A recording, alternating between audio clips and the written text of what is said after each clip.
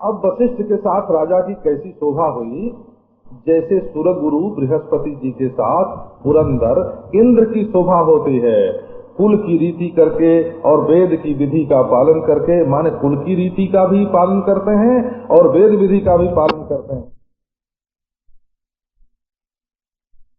लड़की हो, राम का स्मरण किया सबसे अंत में, तो मेरे राम अपने पुत्र हैं, तो क्या हुआ भगवान ने, और गुरु का आदेश लेकर के राजा ने शंख मांगलिक ध्वनि की हो, शंख बजाई, और देवता लोग बारात देख करके आनंदित हो गए और सुमंगलदाता सुमन की वर्षा करने लगे। खूब कोलाहल हुआ बारात चलते समय, घोड़े हाथी सब ध्वनि करने लगे और आकाश में बारात के बाजे बजने लगे, सूर नर नारी सुमंगल का गान करने लगे और सरस राग से सहनाई बजने लगी। घंटे घंटी इनकी ध्वनि जो है वो तो वर्णन नहीं की जा सकती। सरो करही पाउक फहराही, महाराज लोग वहाँ आतिशबाजी हो रही है, तो जो पावक है ना, जो आग है वो सरो करही। सरो करही का अर्थ है कि जो ये पावक शब्द का अपभ्रंश तो है पाउक, और श्रव का अपभ्रंश है सरो, अर्थात फहरा करके ये पावक जो है, अग्नि जो है वो चिंगारियां छिटकाते हैं। इसका मत सरो करही माने जैसे फुहारे छूटते हों अग्नि के, ऐसे। तो इस प्रकार वहाँ अच्छी अच्छी आतिशबाजी भी हो रही है। करही विदूषक कौतुक नाना, विदूषक लोग हंसाने वाले जो हैं वो तरह तरह का तमाशा दिखाते हैं, वो हंसाने में बड़े कुशल हैं और बढ़िया गाने में बड़े सुजान हैं। और जो कुंवर वर हैं भरत आदि, वो घोड़ों को नचाते हैं। कैसे नचाते हैं? अकनी मृदंग निशान, मृदंग की ध्वनि को सुन के और उसी की ताल पर घोड़ों को नचाते हैं। अब गांव के जो नागर नट हैं ना, नाचने वाले, वो बड़े सहराती नट जो खूब तान पर नाचते हैं, तान से नाचते हैं, वो आश्चर्यचकित होकर के देख रहे हैं। डगहीन ताल बंधान, ताल और गान की जो बंधान है, जो गान विद्या गान की रीति है, उसको कहीं उससे डिगते नहीं हैं।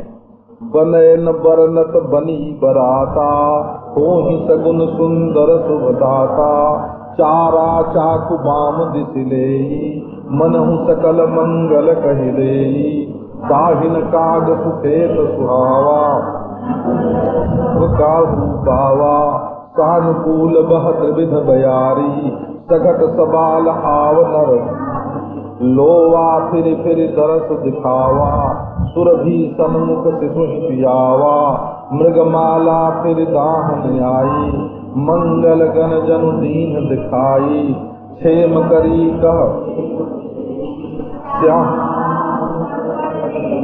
सन्मुख आयो दधि अरुमीना, कर पुस्तक दुई विप्र प्रवीणा, मंगलमय कल्याणमय अभिमत फलदार, जनु सब साचे हो नहीं तो भये, सियावर रामचंद्र की जय। ये बारात जैसी बनी है उसका वर्णन करते नहीं बनता है। बड़े शुभदाता सुंदर सगुन हो रहे हैं।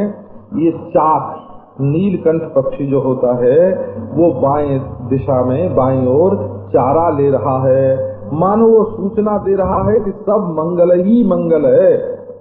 आ गया और मंगल गण जन दीन दिखाई, मानो ये मंगल गण दिखाई पड़ रहा है, एक मंगल नहीं हजार हजार मंगल। और क्षेम करी श्वेत मुख की जो चील है वो बता रही है कि विशेष रूप से कल्याण होगा।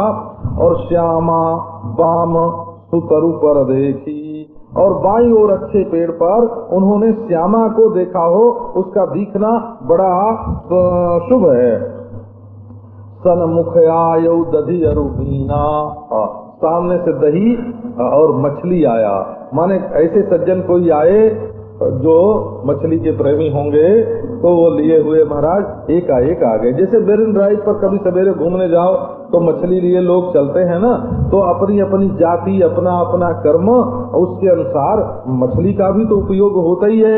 तो उसको ले करके कोई उसी समय पहुंच आए तो वो दही भी मांगलिक और मछली भी मांगलिक। कर पुस्तक दुई विप्र प्रवीणा, और 2 प्रवीण ब्राह्मण हाथ में पुस्तक लिए आ रहे। तो जितने मंगल और कल्याण हैं और अभिमत फल देने वाले हैं, वो सब मानो सच्चे होने के लिए एक साथ ही सगुन के रूप में आ गए। ये कहने का अभिप्राय ये है कि ये सगुन कभी किसी को होते हैं तो कभी फलते हैं, कभी नहीं फलते हैं। लेकिन ये रामचंद्र की बारात के समय जब ये सब सगुन हुए, सगुन है ना, तो मंगल तो रामचंद्र के ब्याह में होना ही होना है। ये तो बात बिल्कुल पक्की है कि वहाँ जो कुछ होगा सो अच्छा ही होगा। तो इन्होंने कहा हम लोग इस श्रेय को क्यों न ले ले कि लोग कहेंगे कि देखो भाई बहुत बढ़िया सगुन हुआ था तब ऐसा मंगल हो रहा है। तो वो अपने मानो हम सच्चे हैं, हम लोगों का सगुन होना जो है वो सच्चा है। इसके लिए सब के सब एक बार आ गए। मंगल सगुन सुगम सब ताकें, सगुन ब्रह्म सुंदर सुख जाकें। राम सरिस बर दुल्हिन सीता, समधी दशरथ जनक पुनीता। सुनिय सुजाह सगुन सब नाचे, अब कीन्हे बिरंची हम साचे। यही विधि कीन्ह बरात पयाना, है गए गाजहि हमें आवत जा। सरितनि जनक बखाए सेतु, बीच बीच बरबात बनाए। सुरपुर सरित संपदा छाए, असन शयन बर बसन सुहाए। पावहि सब निज निज मन भाए, नित नूतन सुख लखी अनुकूले। सकल बरातिन मंदिर फूले, आवत जानी बरात बरो। सुनि गह गहे निशान, सज गज रथ पद चर तुरग। लेन चले अगवान सियावर। अब तो वर्णन करते हैं कि सब मंगल और सब सगुन, शकुन शब्द है वो वैसे, लेकिन इसको अवधि में सगुन बोलते हैं। तो वो उसके लिए सब सुगम है। किसके लिए? कि जिसके पुत्र के रूप में सगुण सुंदर सुंदर और सगुण ब्रह्म पुत्र के रूप में, जिसके लिए सगुण ब्रह्म सुंदर पुत्र के रूप में बन गया है, उसके लिए सगुन की क्या कमी है? राम सरीखा तो बर है और सीता सरीखी दुल्हन है, और दशरथ और जनक सरीखे पवित्र समधी हैं। अब ऐसा ब्याह सुन करके सब के सब सगुन नाचने लगे और बोले कि बस आज हम चल करके सब प्रकट हो जाएं, ब्रह्मा ने आज हमको सच्चा बनाया है। इस तरह से बारात ने यात्रा की और घोड़े हाथी ये सब अपनी अपने अपने अपने शब्द कर रहे हैं, घोड़े हिंसना रहे हैं, हाथी चिघाड़ रहे हैं और नगाड़े बज रहे हैं। अब जनक को पता चला कि भानुकुल केतु दशरथ जी महाराज अब अयोध्या से चल पड़े हैं। तो रास्ते में जितनी नदियां पड़ती थी सल्तनी जनक बंधाए सेतु, सब पर उन्होंने पुल बंधवा दिया। जब हम बच्चे थे ना तो हमारे बाबा कभी कभी चौपाई सिखाते थे, तो इसको उन्होंने दूसरी तरह से हमको सिखाया था हो, क्योंकि हम बच्चे थे, ऐसी सेतु समझ में नहीं आता है ना। तो उन्होंने क्या याद कराया कि आवत जानी भानुकुल केतुआ, है ना, हाँ केतुआ, और सरितनि जनक धरायु सतुआ। तो सत्तू खाते हैं ना, पूरब में लोग सत्तू बहुत खाते हैं, क्योंकि सबके घर का दाल चावल रोटी तो सब जगह खा नहीं सकते न बना सकते। तो सत्तू जो है उसको अपने साथ रखते हैं और जब चाहे जहाँ बैठ के पानी या नमक या मीठे के साथ खा लिया। तो जनक जी ने कहा कि अब सब जगह कच्ची रसोई कहाँ बनेगी, तो हर नदी जितनी नदी पड़ती थी सब पर सत्तू रखवा दिए कि बराती लोग सत्तू खाते हुए आ जाए। आवत जान भानुकुल केतु, सरितनि जनक बधाए सेतु, पुल बना दिए, सेतु माने पुल बना दिए, ये इसका मतलब है। बीच बीच में रहने की जगह बड़ी सुंदर सुंदर बनवा दी और सब जगह इंद्र की पुरी अमरावती के समान मानव संपत्ति छाई हुई है। भोजन की वस्तु, सोने की वस्तु और बढ़िया बढ़िया कपड़े, जो जहाँ जाए महाराज ठहरने के लिए अपने अपने मन के अनुकूल उसको मिल जाए, और नित्य नूतन सुख अपने अनुकूल बारात में जाने में प्राप्त हो। महाराज बारात में बड़ी तकलीफ होती है, जब सैकड़ों आदमी इकट्ठे हो जाते हैं ना तो किसी को अनुकूल नहीं मिलता है। लेकिन यहाँ तो जहाँ करोड़ों कहार जा रहे हैं, है ना, कांवर ले लेकर भांगी ले करके, वहाँ कितनी बड़ी बारात होगी जरा ये तो सोचो। लेकिन सबको अनुकूल सुख मिले, और सब बारातियों को क्या हुआ कि अपना घर ही भूल गया। सकल बरातिन मंदिर भूले, अपना अपना घर, मंदिर माने अपना अपना घर। अब जब लोगों ने देखा कि अब तो श्रेष्ठ बारात आ गई है और बाजे बज रहे हैं, तो अगवानी करने के लिए घराती की ओर से जनकपुरी में भी हाथी, रथ, पदाती, घोड़ा, चारों प्रकार की सेना सजा करके वो भी चले। ये पहले विवाह के साथ एक युद्ध का प्रसंग जुड़ा हुआ होता था हो, माने वर पक्ष के लोग मानो लड़की के पक्ष पर विजय प्राप्त करके और फिर लड़की से विवाह करते थे। क्षत्रियों में रीति थी, ब्राह्मणों में तो ब्राह्म विवाह की रीति जो है वो अधिक थी। वो तो पिता जो है वो बड़े प्रेम से लड़की का दान करे लड़के को, वो बात थी। और यहाँ तो जैसे विजय प्राप्त कर रहे हों, तो उधर से भी अगवानी करने के लिए भी घोड़े और हाथी आए, और इधर बारात में भी घोड़े हाथी, चतुरंगिणी सेना, कनक कलश भरी को पर थारा, भाजनु ललित अनेक प्रकारा, भरे सुधा सम सब पकवाने, नाना भांति न जाहि बखाने, फल अनेक बर वस्तु सुहाई, हरख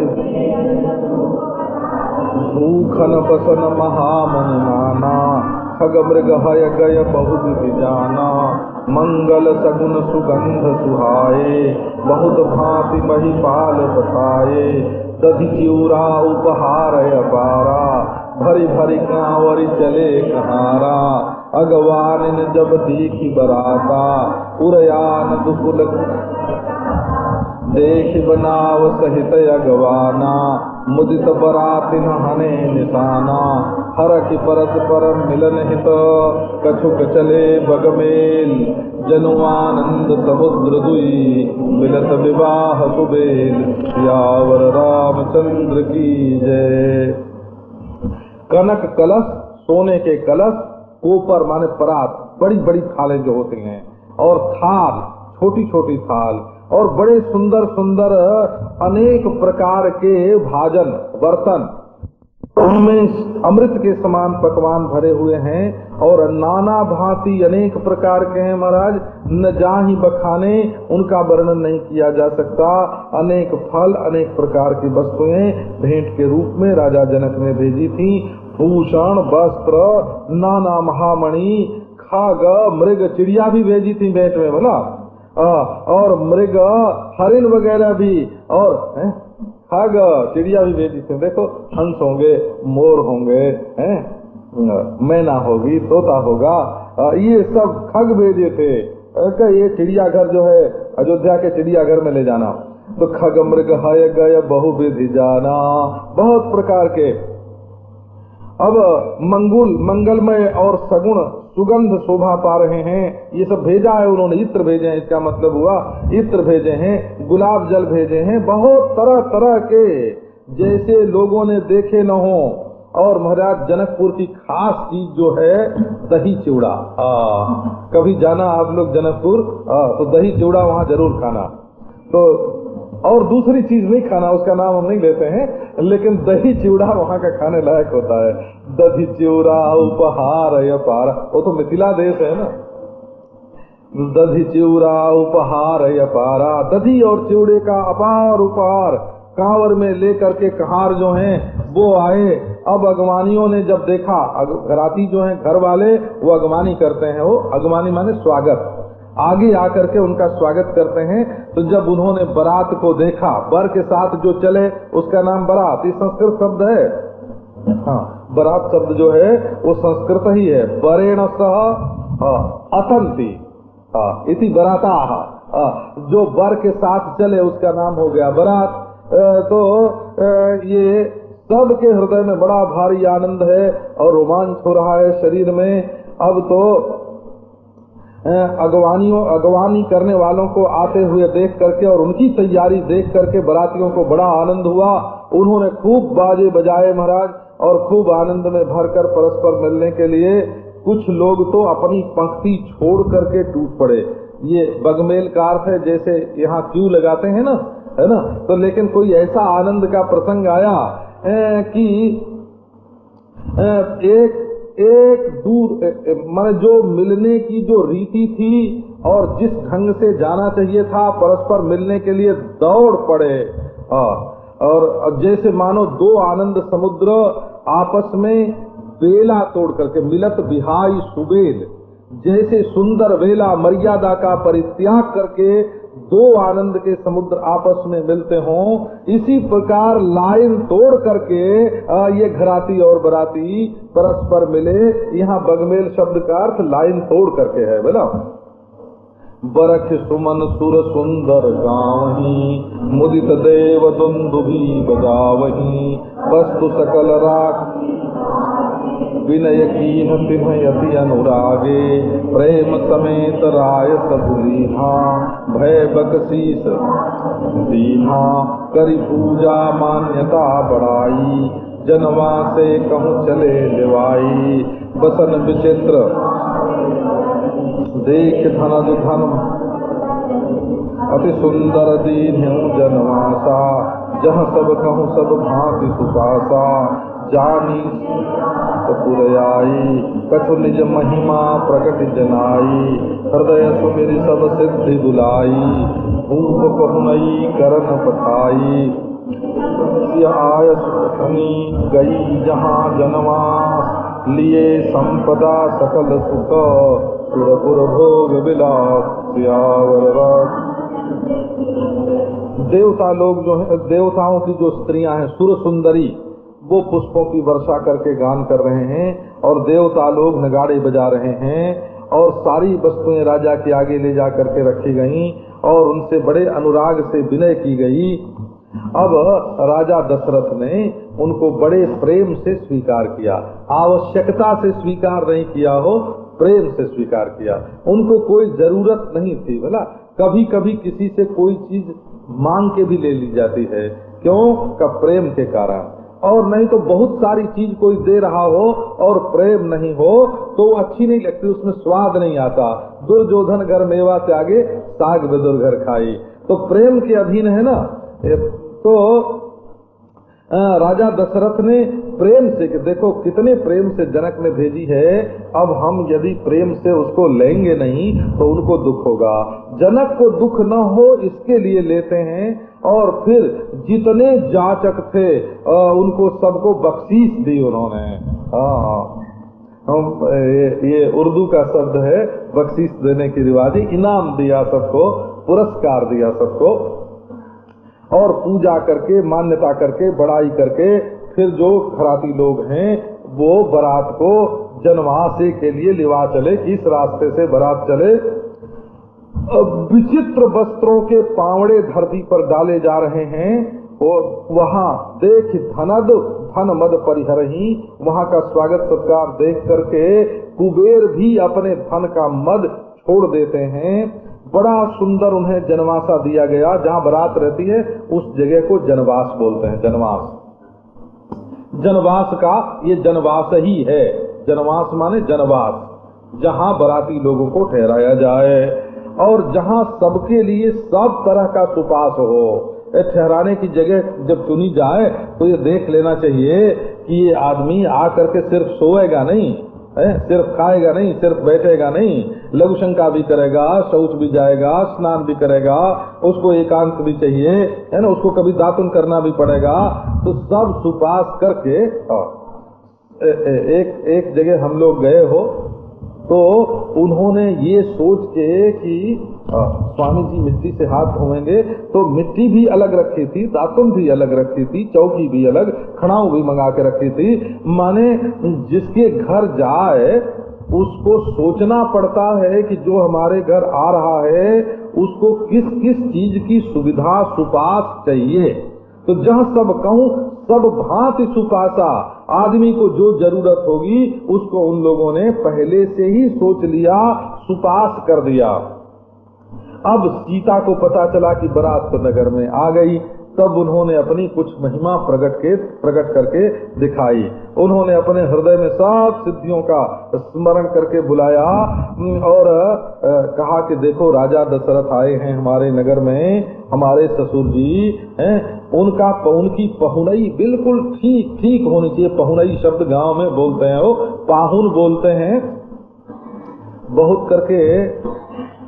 तो अपने बहनोई को भी लोग पाहुन कहते हैं। केवल बहन का जो पति होता है ना, बहनोई उसको बोलते हैं, जीजा बोलते हैं, बहनोई बोलते हैं, उसको कहते हैं हमारे घर पाहुन आए हैं। तो लोग समझ जाते हैं कि पाहुन माने कौन है। माने जहाँ लड़की की शादी होती है, बहन की शादी होती है, वहाँ के लोग पाहुन होते हैं। ये अतिथि नहीं है। ये पाहुन शब्द और अतिथि शब्द जो है ये पर्यायवाचक नहीं है। ये तो मेहमान जो है ये बड़ा आदरणीय हुआ ना। अतिथि जो होता है वो तो साधु भी हो सकता है, अनजान में कोई अपने घर में बिना सूचना दिए आ गया, वो अतिथि है। और ये तो पाहुन तो रिश्तेदार नातेदार सब के सब जो स्वागत सत्कार प्राप्त करने के लिए आते हैं, उनका नाम पाहुन होता है। ये अतिथि नहीं, इसको अतिथि नहीं बोलते हैं। अब सीता जी के आदेश को अकनी माने आकरणीय, जैसे बोलते हैं संस्कृत में आकरणीय, सुन करके सारी सिद्धियां जनवास में चली गईं और सारी संपदा लिए हुए स्वर्ग का सारा सुख सारा भोग विलास ले जाके जनवास में डाल दिया। निज निज बात बिलो की बराती सुरस विभव भेद कछु को न जाना, सिय महिमा रघुनायक जानी, हरखे हृदय हेतु पहचानी, पितुआगमन सुनत दो भाई, हृदय न अति आनंद अमाई, सकुचन कहि न सकत पितु दर्शन लालच मन माही, विश्वामित्र विनय बड़ि देखी, उपजाउर संतोष विशेषी, हरख बंधु दो हृदय लगाए, पुलक अंग चले जहाँ दशरथ जन्माते, मनहु सरोवर तके पियासे, भूप बिलो के जब ही मुनि, आवत सुतन समय, उठे हरख सुत सिंधु महु, चले था हसीले सियावर रामचंद्र की जय। जब बरातियों ने अपने अपने वासस्थान की ओर देखा और देवताओं को जो सुख मिलता है वो यहाँ बरातियों को सब भांति से सुलभ है। गोस्वामी जी ने खोल के वर्णन नहीं किया। जो जो खाना चाहे पीना चाहे, है ना, उसको अप्सरा का नृत्य चाहिए, उसको गंधर्व का गान चाहिए, जिसको वो चाहिए जो चाहिए तो वहाँ मिले महाराज। अब इस वैभव का जो भेद है ये किसी की समझ में नहीं आया। सब लोग राजा जनक का बखान करने लगे। सीता जी ने दोहरा काम कर दिया। दुल्ही है ना ये, तो जो दोनों जगह से लहावे उसका नाम दुल्ही। तो दू माने दो जगह और लही माने लहावे, लहाना, जैसे दुर्लभ होता है ना। तो ये द्विलाभ जिसको होवे उसका नाम दुल्ही। तो एक तो ससुर का सत्कार कर दिया का ये लाभ हुआ, ससुर खुश हो गए। और दूसरे जश जो है वो जनक जी का बढ़ गया कि इनके पास कितनी संपत्ति और कितना प्रेम है। तो ये दुल्ही हो गई। दुल्ही हो गई माने जनक को भी लाभ हो गया और दशरथ को भी लाभ हो गया। अब सब लोग जनक का बखान कर रहे हैं। सिय महिमा रघुनायक जानी, केवल रामचंद्र को पता लग गया और उन्हीं को लगना ही चाहिए, और किसी को लगने की कोई जरूरत ही नहीं है। पति को मालूम पड़ गया कि हमारी पत्नी जो है वो ऐसी है। अब तो महाराज प्रेम देख करके बड़े ही खुश हुए। और जो उनको मालूम पड़ा कि हमारे पिताजी आ गए हैं दोनों भाइयों को, अब तो मन तो होए कि दौड़ करके उनके पांव पर चलें, गिर जाएं। हृदय में बड़ा आनंद है, वो अटता नहीं है। लेकिन देखो मर्यादा पालक इतने हैं कि अपने गुरु जी से बिल्कुल नहीं कहते हैं। सकुचन कहीं न सकत गुरु पाही। पिता आए हुए हैं लेकिन संकोच इतना है कि गुरु से कह नहीं सकते हैं। पितु दर्शन लालच मन माही। मन में पिता के दर्शन की बड़ी लालच है, लेकिन कह नहीं सकते हैं। विश्वामित्र विनय बड़ी देखी। जब विश्वामित्र ने देखा, वाह विनयी हो तो ऐसा हो, सबसे बड़ा विनय इनके अंदर है। विशेष संतोष उनके हृदय में उदय हुआ और खुश होकर के, हर्षित होकर के उन्होंने दो भाइयों को हृदय से लगा लिया और पुलक अंग अम्बक जल छाए। अंग अंग पुलकित हो गया और आंखों में, ये अम्बक शब्द से ही आंख शब्द बन गया है, वो ये अम्बक है ना, इसी से ये देखो ना, अंक देखो, आंख, आंख शब्द जो है ये बन गया। तो हम त्र्यंबकम यजामहे, आंखों में जल आ गया। अब जहाँ जनमासे में दशरथ जी ठहरे थे, वहाँ के लिए सब चले। कैसे चले? मनहु सरोवर तकेउ प्यासे। जैसे प्यासा आदमी सरोवर को देख करके और उसकी ओर दौड़े, ऐसे राम लक्ष्मण दशरथ जी के लिए चले। जब दशरथ जी ने देखा कि मुनि आ रहे हैं हमारे पुत्रों के साथ, तो हर्षित हो करके उठ खड़े हुए। बड़ा आदमी आवे तो उठ के खड़ा हो जाना, ये उसके स्वागत का तरीका है। मनु जी ने तो लिखा है कि जब अपने से बड़ा कोई आवे तो हम भले स्वागत न करें, हमारे प्राण जो हैं वे उसका स्वागत करने के लिए शरीर से बाहर निकल जाते हैं। तो यदि प्राणों के साथ मनुष्य खड़ा हो जाए तब तो वो फिर से लौट आते हैं, और नहीं तो जा करके उस बड़े आदमी के साथ मिल जाते हैं, ऐसे लिखा।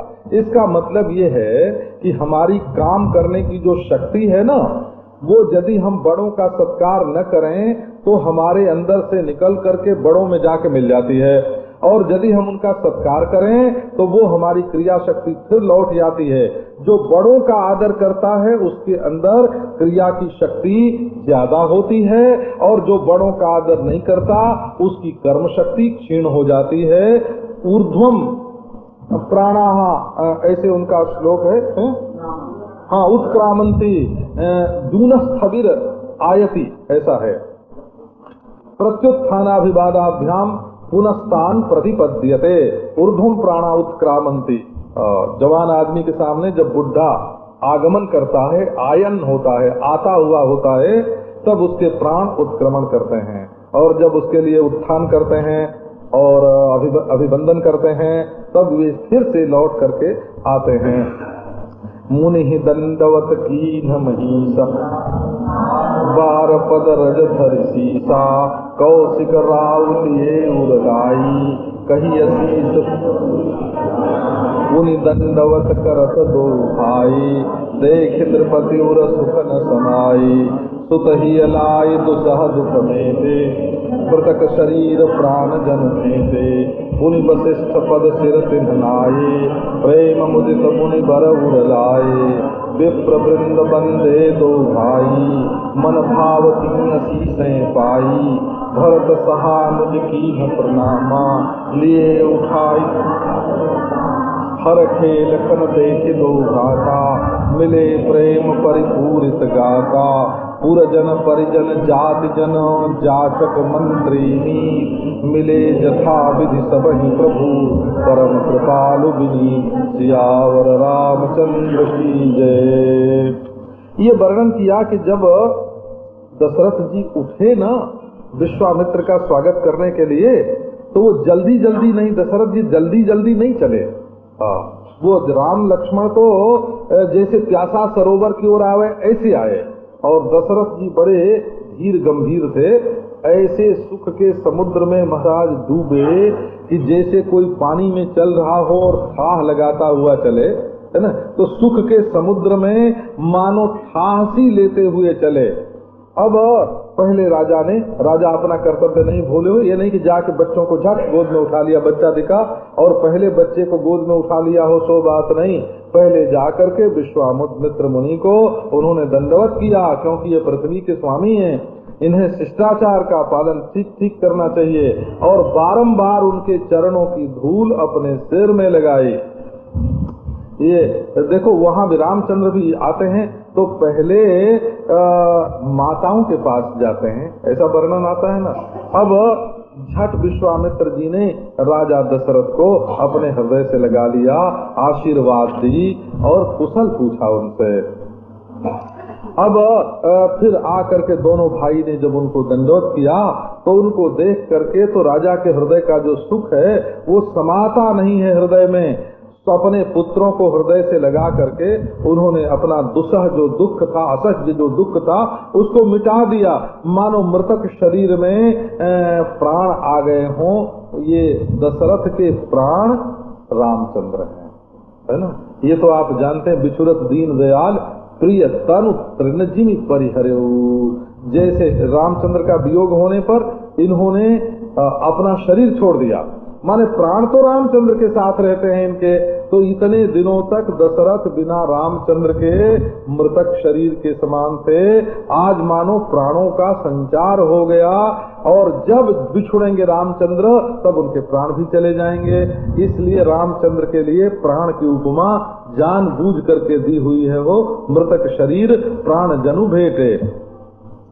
तो अब वशिष्ठ मुनि के चरणों में जाकर के रामचंद्र लक्ष्मण ने सिर नवाए और मुनिवर ने प्रेम मुदित होकर के उन्हें हृदय से लगाया।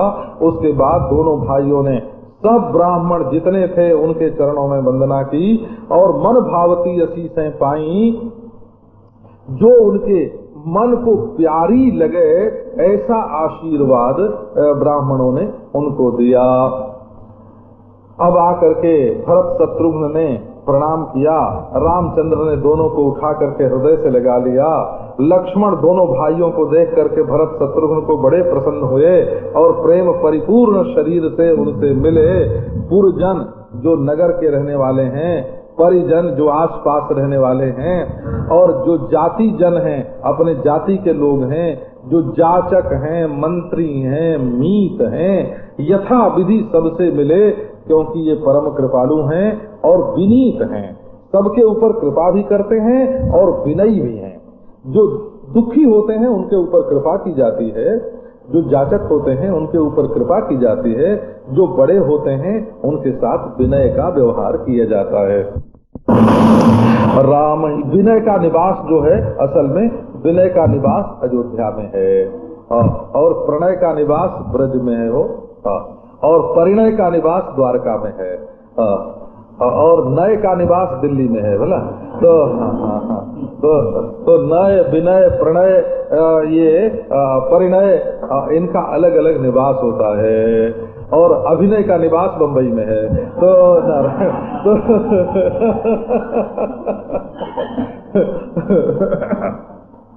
मिले जथा विधि सबहि प्रभु परम कृपालु विनीत। राम ही देख बरात जुड़ानी, प्रीति की रीति न जाति बखानी। नृप समीप सोहं सुतचारी, जन धन धर्मादिक संहारी। सुतन समेत दशरथ ही देखी, मुदित नगर नर नारी विसेखी। सुमन बरस सुरहन ही निशाना, नटी नाचहि करि गाना। विप्र सचिवगण मागध सूत विदुष बंदी जन, सहित बरात राहु सन्माना। आय सुमान फिरे अगवाना, प्रथम बरात लगन ते आई। ताते पुर प्रबोध अधिकाई, ब्रह्मानंद लोग सब लहही। बढ़ो दिवस निज विधि सन कहीं, राम सीय शोभा अवधि।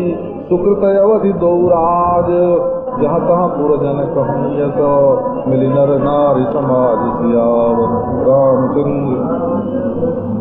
रामचंद्र को देख करके बरात जो है ना, उसका हृदय शीतल हो गया और प्रीति की जो रीति है उसका वर्णन नहीं किया जा सकता। अब राजा के पास चारों पुत्र आकर के बैठ गए हो, मानो चारों पुरुषार्थ शरीर धारण करके आके उनके पास बैठ गए हों।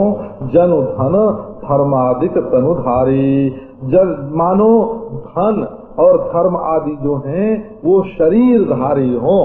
ये रामचंद्र ज्ञान रूप हैं और भरत जी जो हैं वो उपासना रूप हैं, वो भक्त रूप हैं। और शत्रुघ्न जो है वो दासानुदास हैं, दासानुदास हैं। और लक्ष्मण जी जो हैं वो सेवक हैं।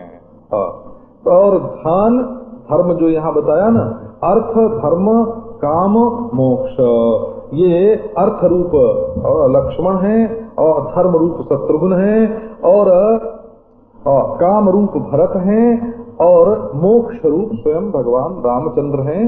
तो ये मानो चारों पुरुषार्थ जो हैं वहां आकर के दशरथ जी के पास बैठ गए। अब पुत्रों के साथ दशरथ जी को देख करके नगर के जो नर नारी हैं वो विशेष आनंदित हुए और देवता लोग जो हैं वो पुष्पों की वर्षा करते हैं और बाजे बजाते हैं और नाक नटी जो हैं, नाक नटी नाचे करे गाना। नाक नटी माने स्वर्ग नटी, स्वर्ग में जो नृत्य का काम करते हैं ना, नाचने वाली जो हैं वे नाचती हैं और गाती भी हैं। सतानंद और दूसरे ब्राह्मण और मंत्रीगण, मागध, सूत और जो विद्वान थे, बंदी जन थे, तो बरात की ओर से राजा दशरथ ने उनका बड़ा सम्मान किया और फिर वे लोग आदेश प्राप्त करके और अगवानी करने के लिए जो आए थे वे लौट गए। लग्न से बहुत पहले ही बारात आ गई थी। इससे पूर्व में बड़ा भारी आनंद छा गया था कि कुछ दिन तक बाराती लोग यहाँ टिकेंगे तो सही ना। अब सब लोगों को ब्रह्मानंद की प्राप्ति हो रही है। हो ब्रह्मानंद मगन सब लोगू, ब्रह्मानंद लोग सब लहाई। अब सब जहाँ राम ही भगवान मूर्तिमान हो करके बस रहे हैं, वहाँ लोगों को ब्रह्मानंद का पुरस्कार न मिले तो और क्या मिलेगा।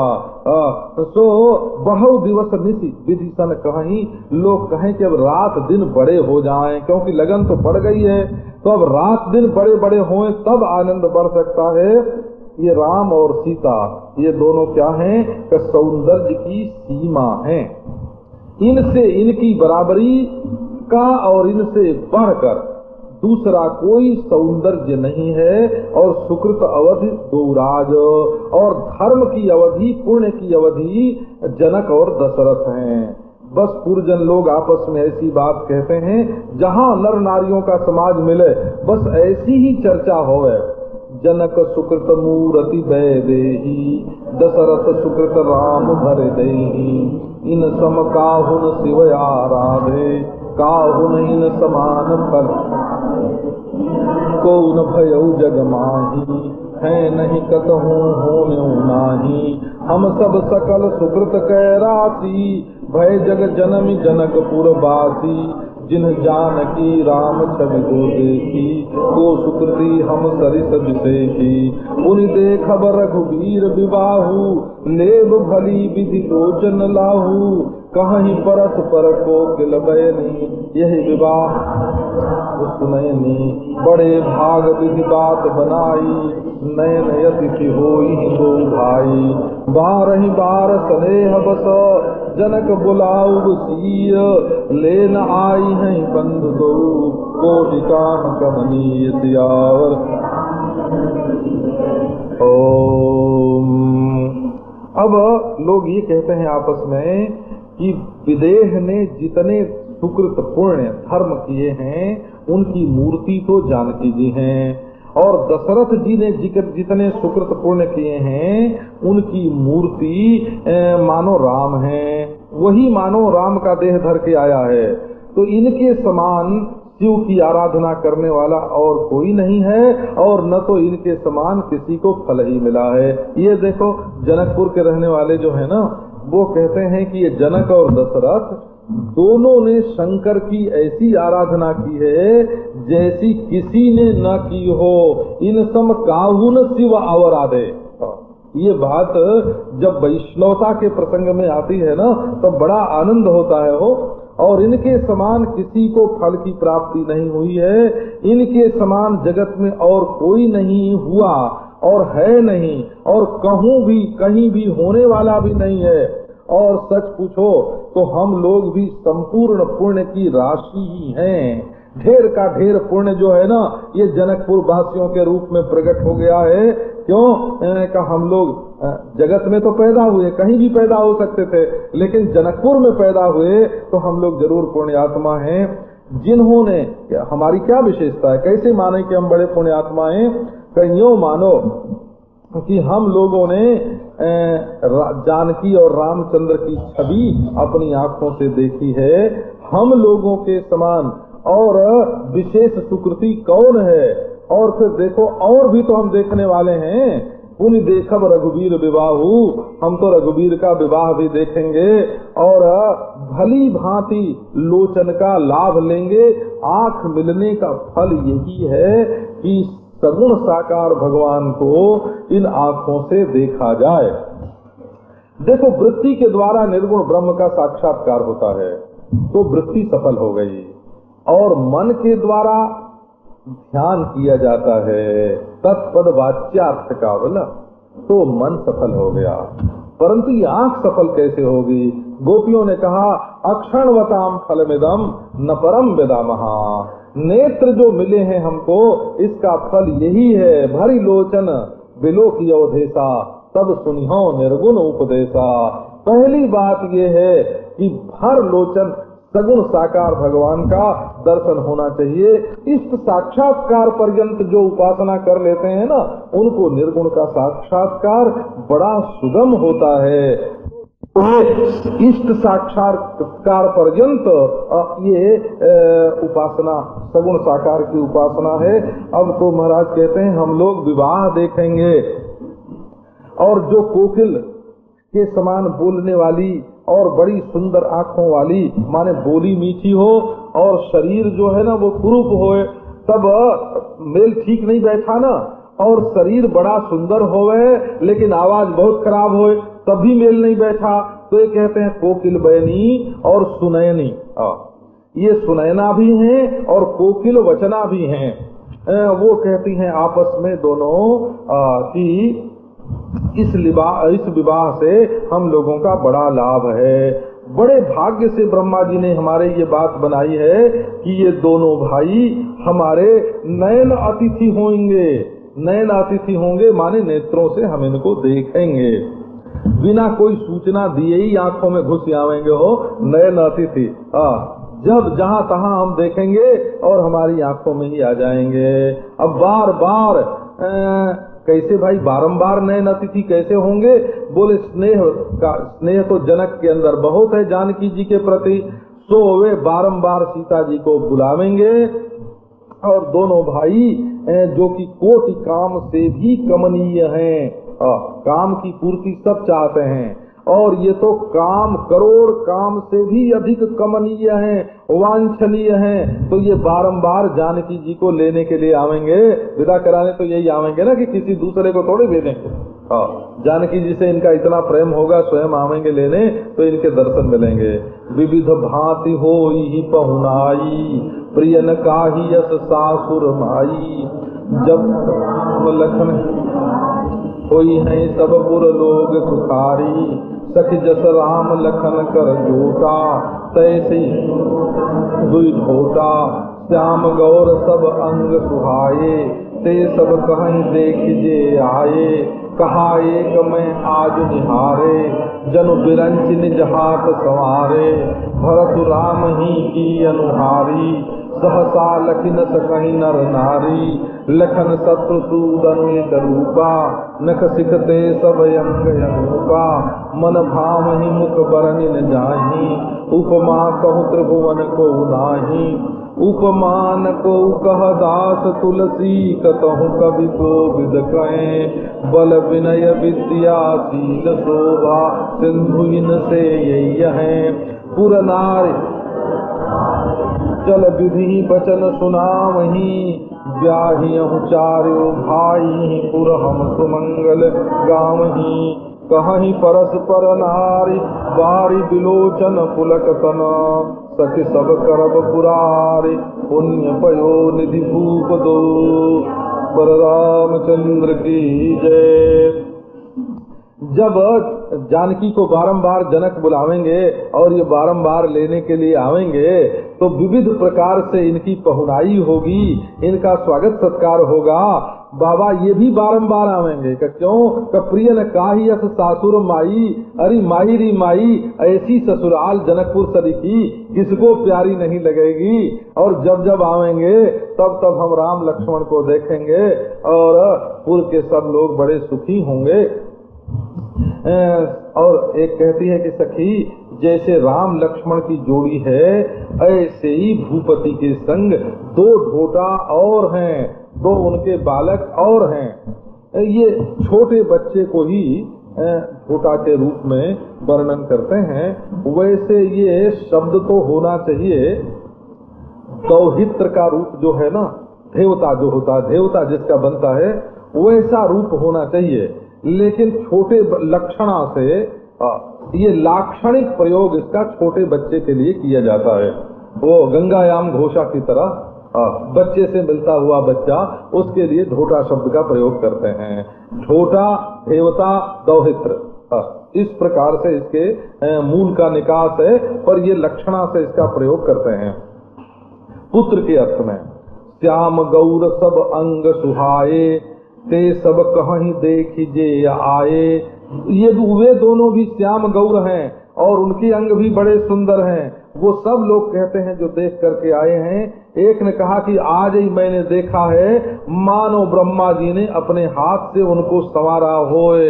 भरत बिल्कुल राम की अनुहारी हैं और सहसा देख करके कोई नर नारी पहचान नहीं सकते कि कौन राम है कौन भरत है। और लक्ष्मण शत्रुसूदन एक रूप हैं। नख से लेकर के शिखा तक सब के सब अंग बड़े अनुपम हैं। ये महाराज कोई देवी जी गई होंगी दर्शन करने के लिए, तो उन्होंने नख से शिखा तक देखा होगा, नहीं तो ऐसी जांच पड़ताल कौन करे बोला, है ना।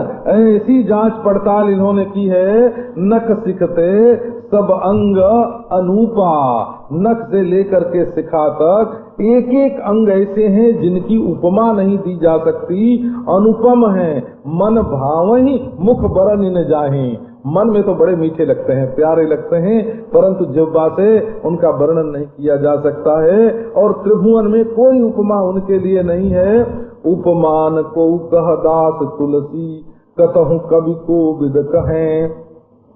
तुलसी कहते हैं, तुलसीदास कहते हैं कि मैं तो मैं, दूसरे जो कवि कोविद हैं वो भी यही कहते हैं कि कतहु माने कहीं भी, कोई भी उपमा उनके योग्य नहीं है। कहीं माने किसी देश में, किसी काल में। कतहु शब्द का दोनों नहीं है, कहीं माने किसी देश में, किसी काल में। कतहु शब्द का दोनों अर्थ है। कुत्रापि, कतहु शब्द जो है ना ये कुत्रापि का है। कुत्रापि देशे काले च, किसी भी देश और काल में कोई कापी उपमा नास्ति, कोई भी उपमा उनके लिए नहीं है। ऐसा केवल तुलसीदास नहीं, सब कवि कोविद कहते हैं। बल विनय विद्याशील, बल विनय विद्याशील शोभा के समुद्र हैं और इनसे यही हैं, इनके सरीखे यही हैं। मन इनके सरीखा दूसरा कोई नहीं है। जैसे Ram Ravan your Yuddham, Ram Ravan your युवा बोलते हैं ना, इसको अनन्वय अलंकार बोलते हैं। अनन्वय अलंकार का अर्थ होता है कि इसके समान, इनके समान यही हैं, दूसरा कोई है नहीं। तो महाराज सब पुर नारी आंचल पसार करके और जैसे ब्रह्मा से मांग रही हो कि ये चारों भाइयों का ब्याह यही हो जाए। पहले तो 2 के लिए मांगते थे, अब महाराज लालच बढ़ा, 2 मिले तो 4 के लिए मांगना शुरू कर दिया। और सुमंगल गावहीं, स्त्रियों को ब्याह देख करके बहुत मजा आता है हो नारायण, क्योंकि उनको गाने नाचने खुश होने का बड़ा अवसर मिलता है ना। तो ब्याह यहूं चारियों भाई, यही पूरा इसी नगर में चारों का ब्याह हो जाए, ऐसा सुमंगल गान कर रही हैं। सब नारियां परस्पर आपस में बात कर रही हैं, उनकी आंखों में आंसू है और शरीर में रोमांच है। और कहती हैं सखी सब करब पुरारी, पुण्य पयो निधि भूप दो। ऐसा लगता है कि जनकपुर के सब लोग शैव ही हैं। बोला कैसे कि सब क्या स्त्रियां बोलते, सखी सब करब पुरारी, शंकर जी सब कुछ करेंगे, है ना। पुण्य पयो निधि भूप दो, क्योंकि दोनों जो राजा हैं वो पुण्य के पयोनिधि हैं, पुण्य के समुद्र हैं। तो शंकर जी इनकी इच्छा जरूर पूरी करेंगे। और शंकर भगवान ने भी अपना धनुष जो जनक के पास रखा था, इसका कारण क्या था, क्यों अपना धनुष उन्होंने जनक के पास रखा? तो जनक जी बहुत प्यारे होंगे तभी तो। तो यही विधि सकल मनोरथ करही, आनंद उमगी उमगी उर भरही। जेन्द्र पसीय स्वयंवर आए, देखि बंधु सब तिन सुख पाए। कहत राम जस बिसद विशाला, निज निज भवन गए महिपाला।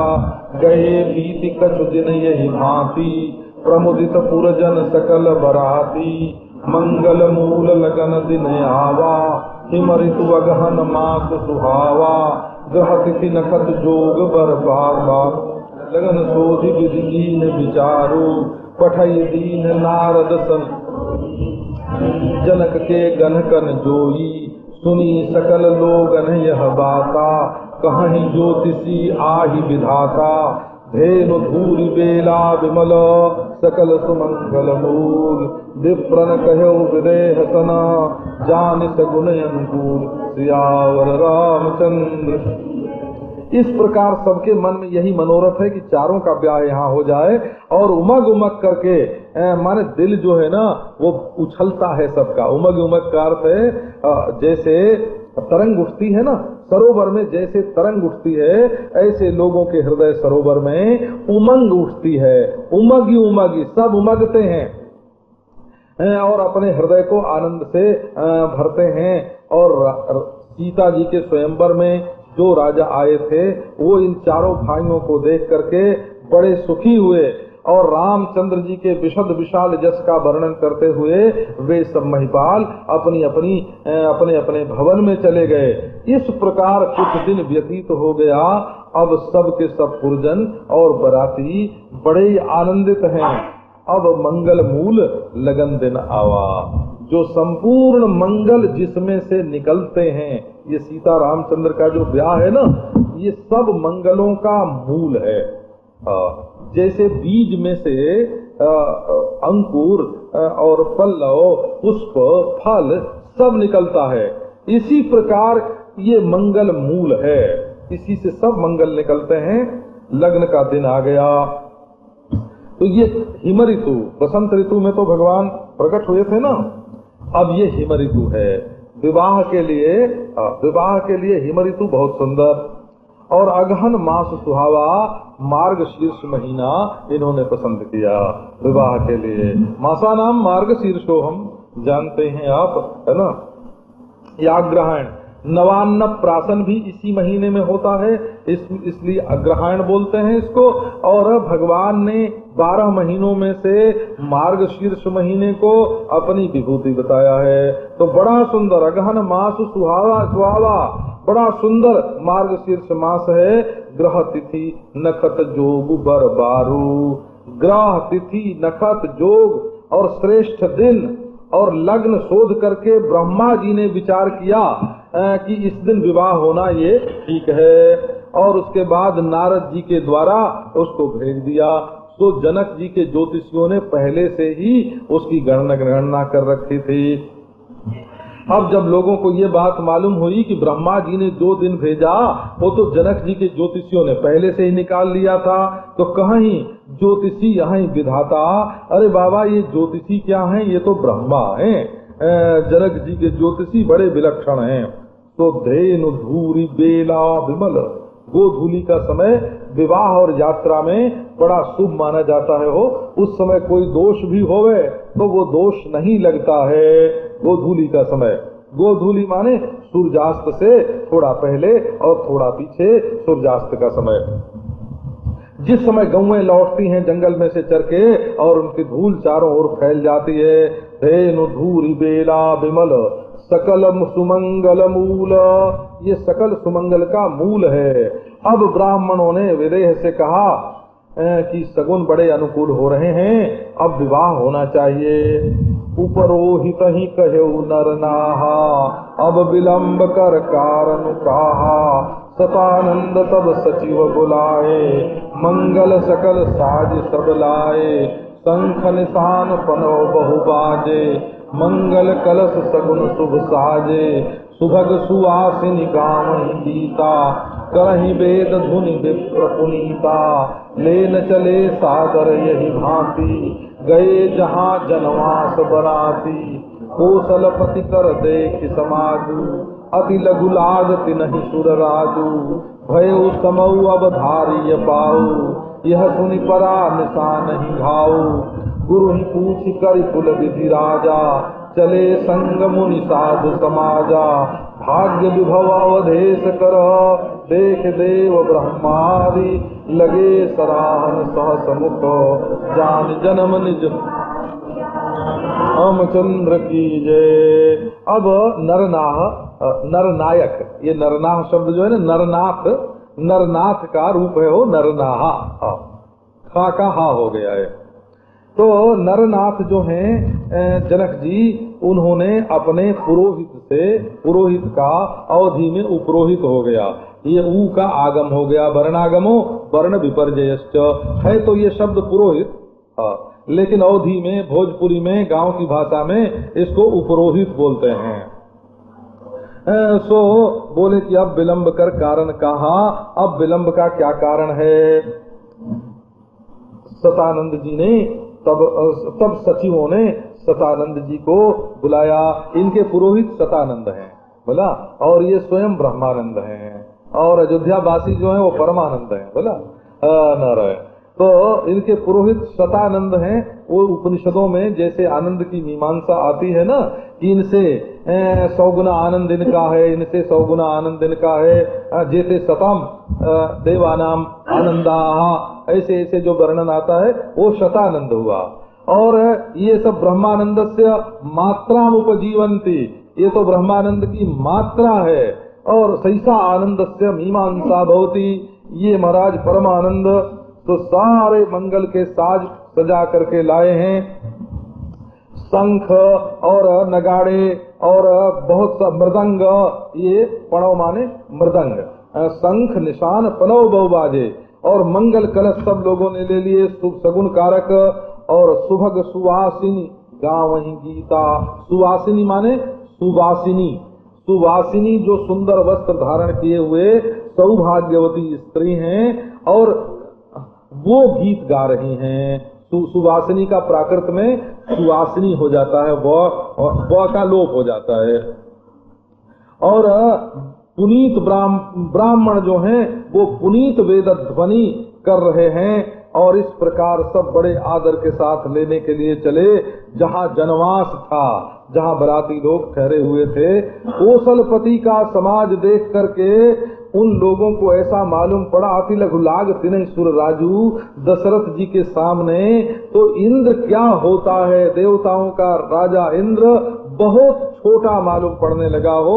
आकर के उन्होंने प्रार्थना की, भयउ समऊ अवधारिय पाऊ, समय हो गया है, अब आप पधारें।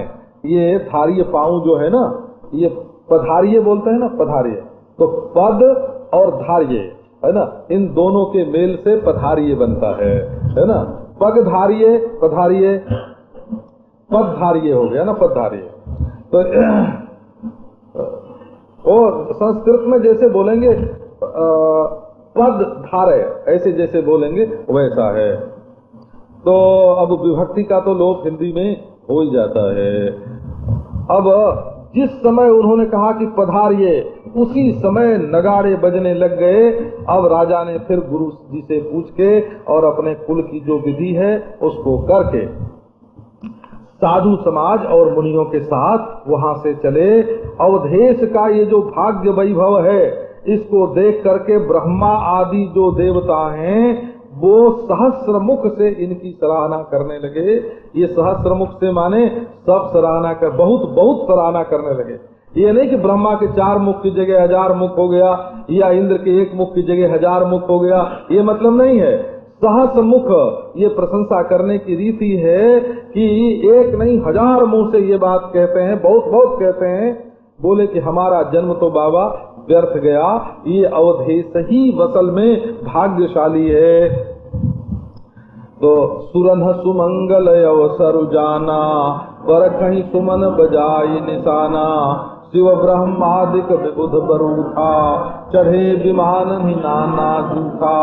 प्रेम पुलक तन हृदय उछाहू, चले विलोकन राम बियाहू। देखे अनुरागे निज निज लोक सबहि लघु लागे, चितवहि चकित विचित्र बिताना, रचना सकल अलौकिक नाना, नगर नारी नर रूप निधाना, सुघर सुधरम सुशील सुजाना, तिन्हि देख सब सुर नर विधि भयउ आचरज विसेखी, निज करनी कछु कतहु न देखी, शिव समुझाए देव सब जनियाचरज बुलाहु, हृदय विचारहु धीर धरी, सिय रघुवीर सियावर रामचंद्र की जय। अब देवताओं ने देखा कि सुमंगल का अवसर है, तो निशान बजा करके, नगाड़े बजा बजा करके सुमन की वर्षा कर रहे हैं। सुमन की वर्षा माने फूलों की वर्षा, और सुमन की वर्षा माने सद्भाव की वर्षा। सुमन माने अच्छा मन, और सुमन माने फूल, है ना। तो सुमन की वर्षा कर रहे माने उनको खुशी हो रही, वो किसी के मन में ईर्ष्या नहीं है कि जानकी हमको नहीं मिली, किसी को ईर्ष्या नहीं है कि हम राम नहीं हुए, किसी को किसी से कोई ईर्ष्या द्वेष दाह नहीं है, सबके पास सुमन है। असल में पूजा जो होती है वो लता में से, पेड़ में से फूल तोड़ के पूजा नहीं होती है, पूजा होती है सुमन से। अगर मन सुंदर है तो पूजा सुंदर है। तो अब ये सुमन की वर्षा कर रहे हैं महाराज। भगवान को क्या देना का, अपना शुद्ध किया हुआ सुंदर जो मन है वो निछावर कर देना हो। अब शिव ब्रह्मा आदि जितने विबुध बरूथ हैं, देवताओं की सेना है, सब विमान पर अनेक झुंड बना करके तरह तरह के और विमान पर चढ़े हुए हैं, और सबका हृदय प्रेम से पुलकित, सबका शरीर प्रेम से पुलकित हो रहा है। प्रेम पुलक तन, शरीर पर प्रेम की पुलकावली है, और हृदय उछाहू, हृदय में उत्साह है। और सब रामचंद्र का ब्याह देखने के लिए, ये विवाह शब्द जो संस्कृत का है ना, उसमें से बीच में से व का लोप हो गया है। तो रामचंद्र जी का ब्याह देखने के लिए, ब्याह देखने के लिए सब के सब चले आ रहे हैं महाराज। जनकपुर देख करके देवता लोग तो अनुराग में मग्न हो गए, और उनको अपना अपना जो लोक है ना, कुबेर को कुबेर लोक, वरुण को वरुण लोक, इंद्र को इंद्र लोक, ब्रह्मा को ब्रह्मा लोक, सब निज निज लोक सब ही लघु लागे, छोटे लगने लगे, सबको हल्के लगने लगे। ये कहने के लिए बड़े अच्छे हैं, परंतु लोक तो सबसे बड़ा वो है ना, अयम आत्मा अयम लोकः। जहाँ परमात्मा है, जहाँ आत्मा है, वही सबसे बड़ा लोक है। अयम आत्मा अयम लोकः, ये जो आत्मा है यही लोक है। लोक क्यों है बाबा का, असल में लोचन यही है, दृष्टि यही है। नहीं द्रष्टुर दृष्टि विपरी लोपो विद्यते अविनाशित्वात्, दृष्टा की दृष्टि का कभी लोप नहीं होता ना। तो असल में लोक माने लोचन, लोचन ही लोक है, लोचनम लोकः, लोचन ही लोक है। तो सबसे बढ़िया लोचन कौन है, कई आत्मा, ये परमात्मा। अब तो महाराज सबको वही लोक अच्छा लगे जहाँ राम, जहाँ राम हो लोक अच्छा। अब वो जो विचित्र वितान बना हुआ था ना पहले, जिसका वर्णन आया कि ब्रह्मा को वो बनावटी केला सच्चा लगने लगा था, वो जो वर्णन आया, ऐसे ऐसे विचित्र जो वितान हैं उसको चकित होकर के लोग देख रहे हैं। और सारी की सारी रचना अलौकिक है और अनेक प्रकार की है, और नगर के सब नर नारी रूप निधान है। तो अब देखो नागरिकों का वर्णन करते हैं कैसे हैं, चाहे स्त्री हो चाहे पुरुष, बोला नगर नारी नर, ये नागरिक जो नारी नर हैं ये कैसे हैं का रूप निधाना। पहले तो सुंदर हैं, और दूसरी बात यह सुघर हैं, और तीसरी का सुधर्म हैं, और चौथी का सुशील हैं, और पांचवी का सुजान है। बोला सुघर सुधर्म सुशील सुजाना। नागरिक कैसा होना चाहिए का, सुजान होए माने समझदार होए, और शील स्वभाव अच्छा होए, और धर्मात्मा हो सबका भला करे, और सुघर सुरुचि संपन्न होवे, और सुंदर होवे, स्वभाव से भी सुंदर होवे, सुरुचि संपन्न होवे, पुण्य आत्मा होवे, और शीलवान होवे, और सुजान होवे। ऐसा नागरिक होना चाहिए। जनकपुरी के नागरिक ऐसे हैं।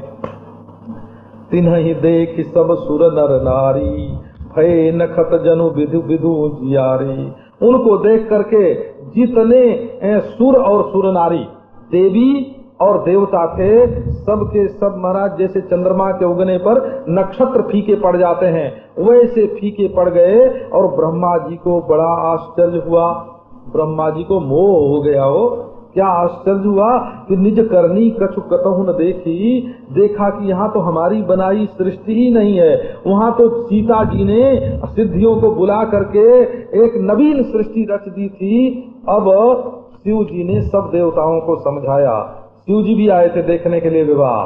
शिव समुझाए देव सब जनिया चरज भुलाहु, हृदय विचारहु धीर धरी, सिय रघुवीर बियाहु सियावर रामचंद्र की जय। सब देवताओं को शंकर जी ने समझाया, ये सब देवताओं से बड़े रामचंद्र हैं, ये राम परत को भी आगे चल करके दिखाना है।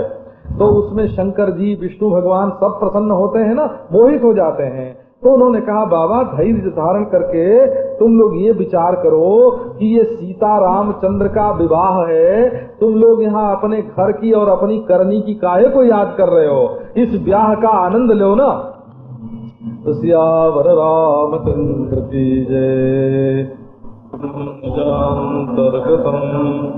पश्यन्नात्मनिमायया वैभूतं यथा निद्रया यः साक्षात् कुरुते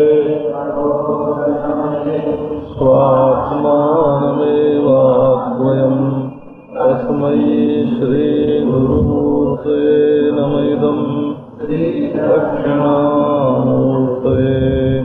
दूर्वादलद्युति तनुं तरुणाब्जनेत्रम् हेमाम्बरं वरविभूषणभूषणाम् कन्दर्पकोटिकमनीयकिशोरमूर्तिम् पूर्तिं मनोरथभुवां भज जानकीशम्। ॐ शान्ति शान्ति।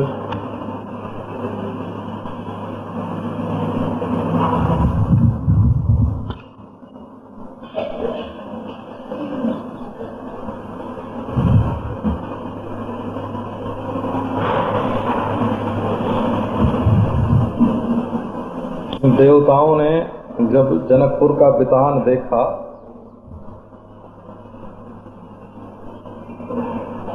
तो सब के सब आश्चर्यचकित हो गए।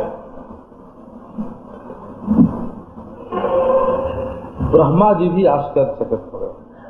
ये वर्णन आया, विधि भयउ आचर्य विशेखी, निज करनी कछु कतहु न दे। ब्रह्मा को बड़ा आश्चर्य हुआ, विशेष आश्चर्य तो ब्रह्मा को ही हुआ और सबको मामूली आश्चर्य हुआ क्योंकि दुनिया का रहस्य वो नहीं समझते हैं। और ब्रह्मा जी को विशेष आश्चर्य हुआ। विधि भयउ आचर्य विशेखी, निज करनी कहूं कतहु न देखी। उन्होंने देखा कि कहीं मेरी करनी नहीं है। तो ब्रह्मा जी की करनी बड़ी विचित्र है। उन्होंने ये जो दुनिया बनाई, ये शिव समझाए देव सब, इस दोहे के ऊपर वाली चौपाई है। विधि भयउ आचरज विशेखी, निज करनी कछु कतहु न देखी। बोले हमारी करनी तो कहीं कुछ है ही नहीं है। तो ब्रह्मा जी की जो करनी है उसमें आश्चर्य क्या है कि विधि प्रपंच गुण अवगुण साना। ब्रह्मा जी की जो सृष्टि है उसमें गुण और अवगुण दोनों होते हैं। तो जड़ चेतन गुण दोषमय विश्व कीन करतार। तो जहां देखो वहां गुण अवगुण दोनों सृष्टि में मिलते हैं। पर ये जनकपुर का जो मंडप बना है इसमें गुण अवगुण दोनों नहीं है, गुण ही गुण है, अवगुण है ही नहीं। तो अगर ब्रह्मा जी की बनाई सृष्टि होती तो गुण अवगुण दोनों होते ना। तो ब्रह्मा जी ने कहा कि बाबा निज करनी कछु कतहु न देखी। कहीं माने किसी देश में, किसी स्थान में, किसी चीज में और कुछ भी अपनी करनी नहीं है। माने यहाँ तो गुण अवगुण का वो मेल ही नहीं है, मिश्रण ही नहीं है, केवल गुण ही गुण है। इसलिए उनको बड़ा आश्चर्य हुआ। तब शंकर भगवान ने समझाया हो कि जन आचर्य भुलाओ हृदय विचारो धीर धर ये रघुवीर विभाव है। ये जो अनादि शक्ति आदि शक्ति जे जग उपजाया, जिसके कोटि कोटि ब्रह्मा विष्णु और महेश की जो माँ है, जो संपूर्ण जीवों की माँ है, ब्रह्मा विष्णु महेश की माँ है, संपूर्ण जगत की माँ है, उस जगत जननी जगदम्बा का और श्री रामचंद्र भगवान का विवाह है। इसमें ये आश्चर्य क्या है, तो शंकर जी ने समझाया, वो वर्णन करते हैं अब इस दोहे के बाद, माने 314वें दोहे के बाद। जिन्ह कर नाम लेत जग माही, सकल यमंगल मूल न साही, करतल होई पदार्थ चारी, ते राम कहु कामारी, यही विधि शंभु सुरन समुझावा, पुनिया देवन देखे दशरथ जाता, महामोद मन पुलकित गाता, साधु समाज संग जन तनु धरे करहि सुख सेवा, सोहत साथ सुभग सुखचारी, जनु अपवर्ग सकल तनुधारी, मरकत कनक बरन बर जोरी, देख सुरन भई प्रीति न कोरी, पुनि राम ही बिलो की हर थे, देख सुरन राम रूप नक सिख सुभग, बारहि बार निहारी, पुलक गात लोचन सजल, उमा समेत पुरख सियावर रामचंद्र की जय। जिनका नाम लेते ही इस जीवन में जगत में अमंगल के जितने कारण हैं वे नष्ट हो जाते हैं। अमंगल नष्ट करना दूसरी बात है, और अमंगल के कारण को नष्ट करना दूसरी बात है। सकल अमंगल मूल नसाही, तो संसार में जितने अमंगल हैं उनका मूल है अज्ञान। तो अज्ञान ही संपूर्ण अमंगलों का मूल है। तो ये भगवान का जो नाम है ये उस अज्ञान को ही मिटाने वाला है। हेतु कृषानु भानु हिम करके, ये तो महाराज सूर्य अग्नि और चंद्रमा का भी बीज है, माने संपूर्ण ज्ञानों का निधान है। और चारों पदार्थ करतलगत हो जाते हैं, माने धर्म अर्थ काम मोक्ष चारों का ज्ञान हो जाता है, चारों पुरुषार्थों का। तेईस राम कहे कामारी, दशरथ जी के चारों तरफ चार पुरुषार्थ रहते हैं ना, धर्म अर्थ काम मोक्ष चारों पुरुषार्थ प्राप्त हैं दशरथ जी को, वही सीताराम हैं, ऐसा कामारी शंकर जी ने कहा। शंकर जी को भगवान के महात्म्य का ज्ञान है। यही विधि शंभु सुरन समुझावा, इस प्रकार शंकर जी ने देवताओं को समझाया और फिर बोले कि देखो ये खड़े होके तुम लोग तर्क वितर्क मत करो, शंका को शंका मत करो। बैल पर अपना जो बर बसा है, बसा माने वृषभ, ये वृषभ शब्द का बसा हो गया है वो, तो अपने श्रेष्ठ वृषभ को उन्होंने आगे आगे चलाया। सवारी की दृष्टि से शंकर जी को ही सबसे पहले चलना चाहिए। क्यों? बोले वो वृषभ की सवारी है ना, तो बैल तो मंगलमय है, धर्म रूप है। धर्म वृषभ का, वृषभ जो है वो धर्म रूप है। और भक्तों में जितने देवता हैं उनमें सबसे बड़े ज्ञानी और सबसे बड़े भगवत भक्त शंकर जी हैं, तो उन्हीं को आगे चलना चाहिए। देवताओं ने देखा कि दशरथ जा रहे हैं, क्या स्थिति है कि महामोद मन पुलकित गाता, उनके मन में तो महामोद है। देवता लोग तो मुदित हुए, उनके मन में मोद आया, और दशरथ जी के मन में तो महामोद है और सारा शरीर पुलकित हो रहा है, रोमांचित हो रहा है, जैसे कटहल का पणस का फल जैसे हो ना, वो ऐसे महाराज ये दशरथ जी का तो रोआ रोआ जैसे खिल रहा हो। अब बात यह है कि जिसके शरीर से जिससे कल्याण प्राप्त होता है वो चारों ओर उनके हैं। साधु समाज संग महि देवा, जनु तनु धरे करहि सुख सेवा। उनके साथ साधु समाज है और ब्राह्मण है। ये साधु समाज जो है ना, यही तो भगवान का स्मरण दिलाने वाला है। साधु ही तो भगवान का स्मरण दिलाते हैं, और साधुओं का संग जो है वो महिदेवों की कृपा से प्राप्त होता है। वो क्या नाम है, पुण्य पुंज बिनु मिलहि न संता। बिना बिना पुण्य पुंज के संत की प्राप्ति नहीं होती, साधु नहीं मिलते। और पुण्य पुंज क्या है कि पुण्य एक जगमह नहीं दूजा, मन क्रम वचन विप्र पद पूजा। तो वो ब्राह्मण भी हैं और ब्राह्मणों की कृपा से मिलने वाले संत भी हैं। ये संत और ब्राह्मण कौन हैं? मानो सुख स्वयं शरीर धारण करके इनकी सेवा कर रहे हों, ये सब सुख रूप हैं।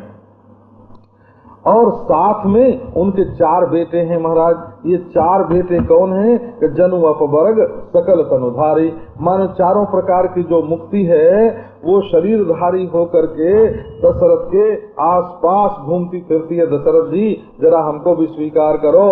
अपवर्ग माने मोक्ष, अपवर्जन, अपवर्जनम अपवर्गः। सबका जो अपवर्जन है माने निषेध की जो अवधि है उसको बोलते हैं अपवर्ग, अपवर्जन। वर्ग भेद जिसमें न होए उसका नाम अपवर्ग। ये छोटा ये बड़ा। और पवर्ग जिसमें न हो, पाप फल बंध भोग मोक्ष, ये सब भेद जिसमें न हो उसको अपवर्ग बोलते हैं। तो यहाँ सालोक्य सामीप्य सारूप्य सायुज्य चारों मुक्ति मानो शरीर धारण करके दशरथ की सेवा में कर रहे हैं। और दशरथ तो कैवल्य मुक्ति के भी पार हो करके परमानंद में रामानंद में निमग्न हैं। माने अज्ञान की निवृत्ति होने से कैवल्य मोक्ष तो उनका स्वरूप हो गया और अब ज्ञानोत्तरा भक्ति में डूबे हुए हैं। मरकत कनक बरन बर जोरी, देख सुरन भई प्रीति न थोरी। अब जोड़ी कैसी है? बोले एक मरकत वर्ण है और एक कनक वर्ण है, एक सांवरा है और एक गोरा है। ये बड़ी श्रेष्ठ जोड़ी है। सो देख करके, ये दूल्हा होता है ना, दूल्हा के साथ एक सोबल्ला होता है। तो सोबल्ले का अर्थ ये होता है, ये बिल्कुल गांव का शब्द है, जैसे देवर होता है ना, दूल्हे का छोटा भाई दूल्हे के साथ होता है। तो एक वर हुआ और एक वर की शोभा हुई। तो वर को तो बोलते हैं दूल्हा और देवर को बोलते हैं सोहबल्ला। सोहबल्ला माने सोहबर हो, जिससे वर की शोभा बढ़े, उसका नाम सोहबर। और वर की शोभा वो उसके साथ रहता है। तो रामचंद्र कनक मरकत हैं, तो उनका जो जोड़ीदार है सोहबल्ला है वो कनक बरन है। अब देख करके देवताओं के मन में थोड़ी प्रीति नहीं होती है। अब फिर रामचंद्र को देख करके सब हृदय में बड़े हर्षित हुए और राजा दशरथ की सराहना करके सुमन की वर्षा करने लगे। राम रूप जो है वो नख से लेकर के शिखा तक सुभग ही सुभग है। अब बारंबार महाराज निहारें, देवताओं को तृप्ति न होए और शरीर में पुलकावली, लोचन में प्रेम के आंसू, ये दशा हो गई है शंकर जी की उमा समेत त्रिपुरारी की।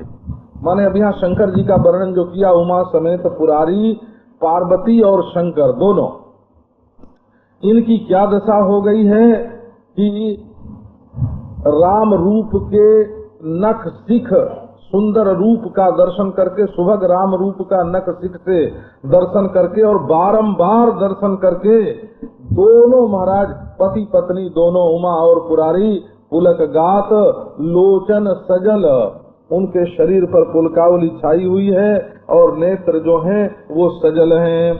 ये की कंठ दुति श्यामल यंगा, तड़ित विनिंदक वसन सुरंगा, व्याह विभूखन विविध बनाए, मन शरद विमल नयन नवल राजीवल जावन, सकल अलौकिक सुंदर साई, कहीं न जाई मन ही मन भाई, बंधु मनोहर सोहन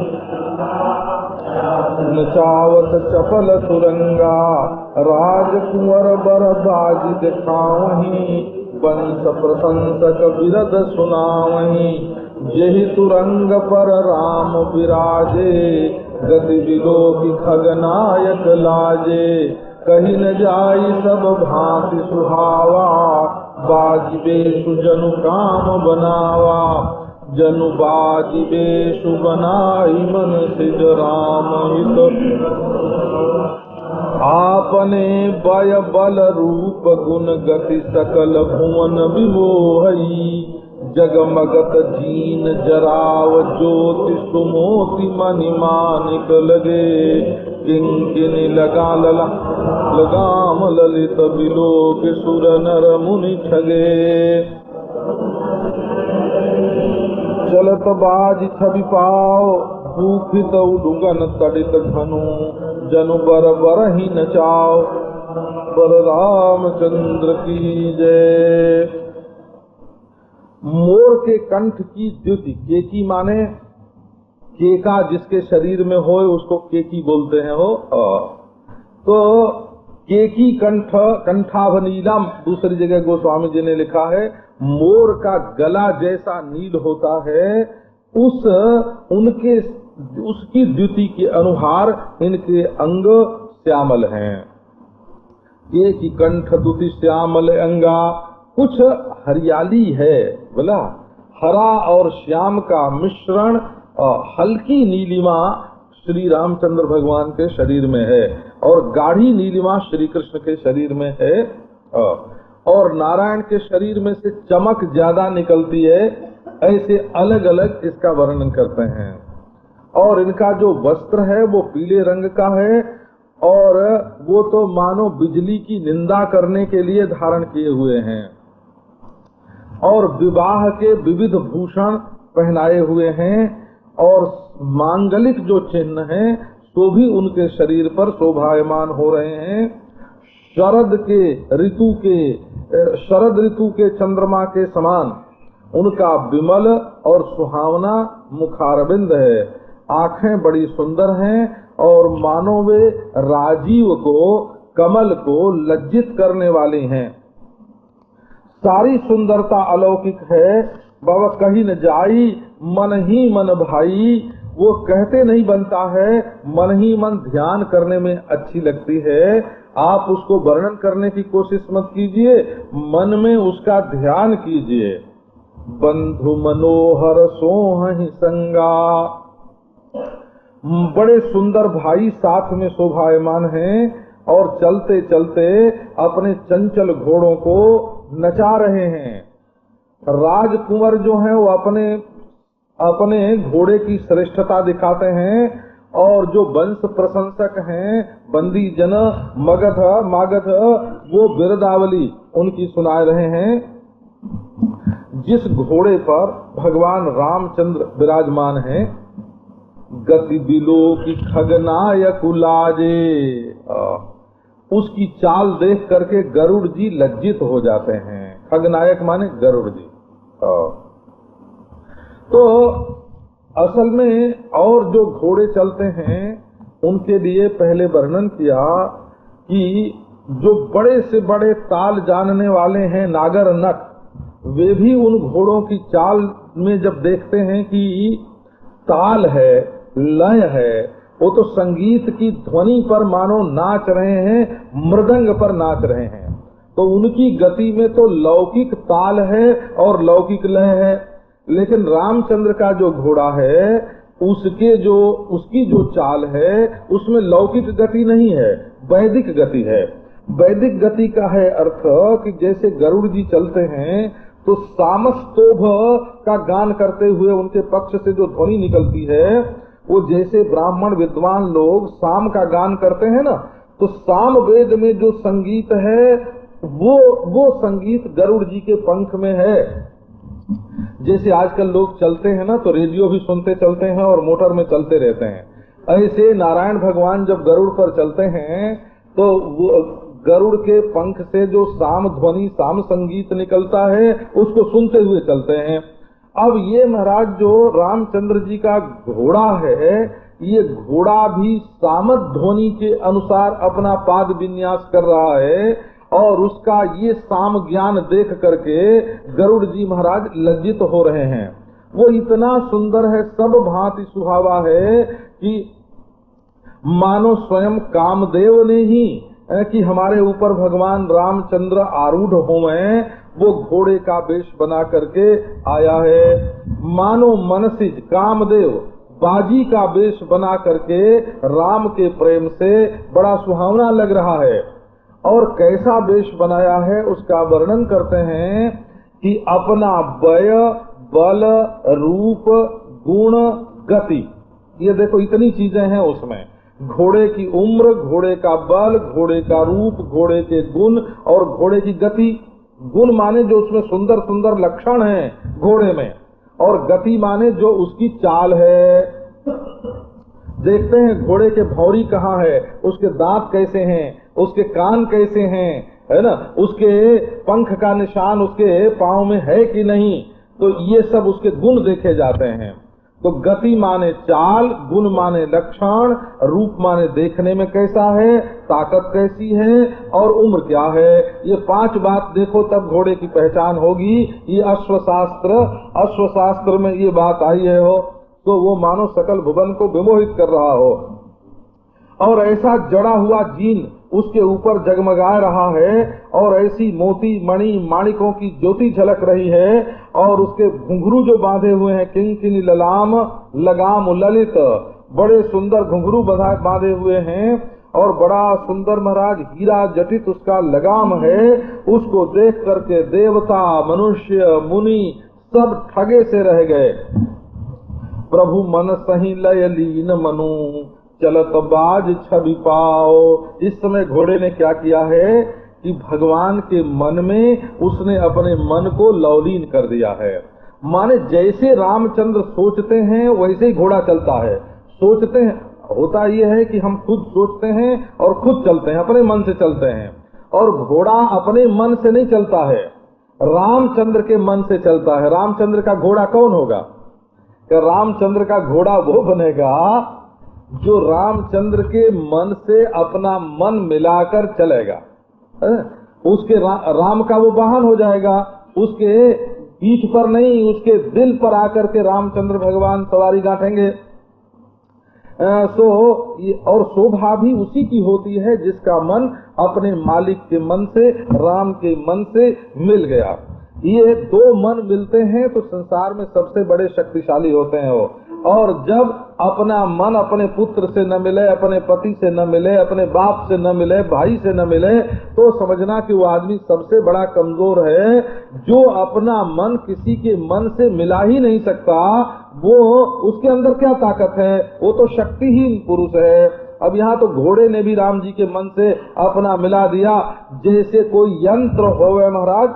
और क्या शोभा हुई, तो कहते हैं कि जैसे आकाश में हो कोई घन, घन माने बादल, और तारे भी छिटके हुए होए और बिजली भी चमक रही होवे। तो आभूषण जो धारण किए हुए हैं ना रामचंद्र भगवान, वो तो तारे के समान हैं, और जो उनके हाथ में चाबुक है वो मानो बिजली चमक रही हो। और स्वयं रामचंद्र बादल के समान सांवरे हैं, और वो क्या कर रहे हैं कि जनु बर बर ही नचाओ, जैसे वे श्रेष्ठ मयूर को नचा रहे हों, वो घोड़ा मोर की तरह नाच रहा है और भगवान बादल बन करके उसको नचा रहे हैं। यही बर बाजी तेहि शारदौन बरन पारा, शंकर राम रूप अनुरागे, नयन पंचदशयति प्रिय लागे, हरिहित सहित राम जब जोहे, रमा समेत रमापति लोहे, निरखि राम छवि विधि हर खाने, आठई नयन जानी पछिताने, सुरसेन पौर बहुत उठाहु, विधिते देवढ़ राम ही चितव सुरेश सुजाना, गौतम साप परम हित माना, देव सकल सुरपति ही सिंहाही, आज पुरंदर सम को नाही, मुदित देव गण राम ही देखी, नृप समाज दुहु हरख विषेकी, अति हरख राम समाज दुहु दिति जही घनी बरसहि सुमन सुरहर कही जय जयति जय रघुकुल बनी। यही भांति जानी बरात आवत बाजने बहु बाजई। रानी सुवासनी बोली परछन हेतु मंगल साजही। सजी आरती अनेक विधु सवार चली मुदित परिछन।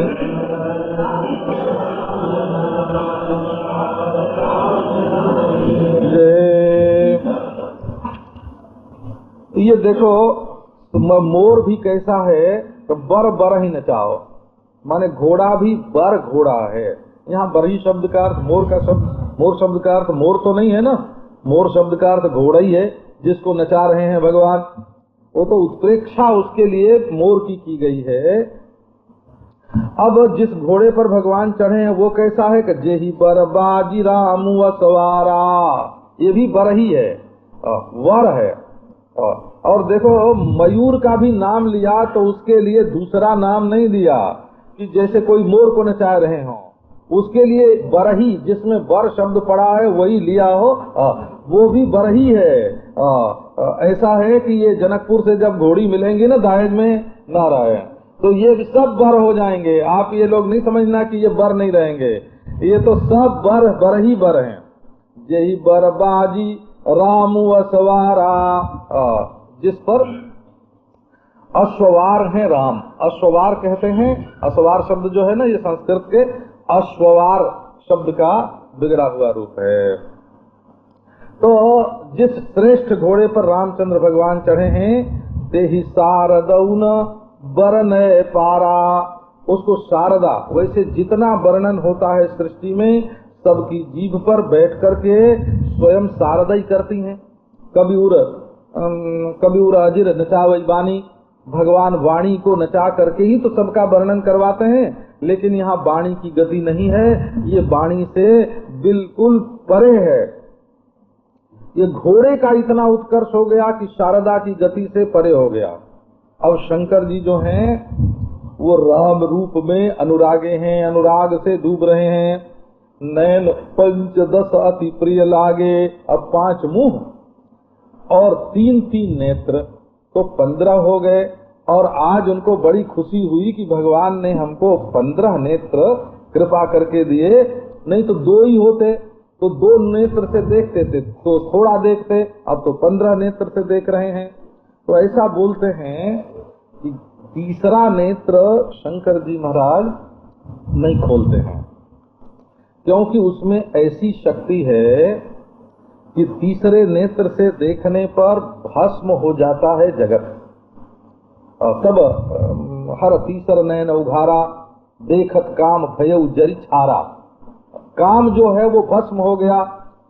तो ये तीसरा नेत्र ज्ञान नेत्र है और ये जगत को बाधित करने के लिए है।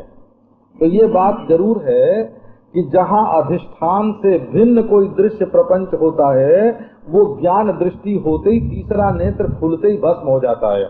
लेकिन जहाँ प्रपंच अधिष्ठान रूप ही होगा, स्वयं अधिष्ठान ही होगा, वो तो तीसरे नेत्र से बाधित होगा नहीं। तो ये राम भगवान जो हैं ये तीसरे नेत्र से जलने वाली चीज माने सृष्टि नहीं है, इसलिए उन्होंने तीसरे नेत्र अपने खोल रखे हैं। और राम रूप में इतनी चांदनी है कि वो जिसके ऊपर पड़ती है ना, जिसके ऊपर पड़ती है वो भी अमृतमय हो जाता है, वो भी ब्रह्म रूप हो जाता है, तो वो ज्ञान दृष्टि से नहीं जलता है। तो इनको आज ऐसा देखो, ऐसा सौभाग्य प्राप्त हुआ कि जब ब्रह्म दिखता है तब प्रपंच नहीं दिखता, और जब इंद्रियों से प्रपंच दिखता है तब ब्रह्म नहीं दिखता। लेकिन आज शंकर जी को ऐसी दृष्टि प्राप्त हुई कि तीसरे नेत्र खुले हुए हैं, ज्ञान दृष्टि से ब्रह्म भी दिख रहा है और लौकिक जो दृष्टि है उनसे भी ब्रह्म दिख रहा है। ऐसी विलक्षण बात हुई। तो इन्हें नयन पंचदश अति प्रिय लागे, यही तो पंचदशी है ना, तो नयन पंचदश अति प्रिय लागे। पंचदशी माने 15 बरस है ना की उम्र की, जैसे लड़की हो या पूर्णिमा तिथि हो। पंचदश तिथियां जिसमें 5 और 10 जिसमें मिलती हैं वो पंचदश पूर्णिमा तिथि।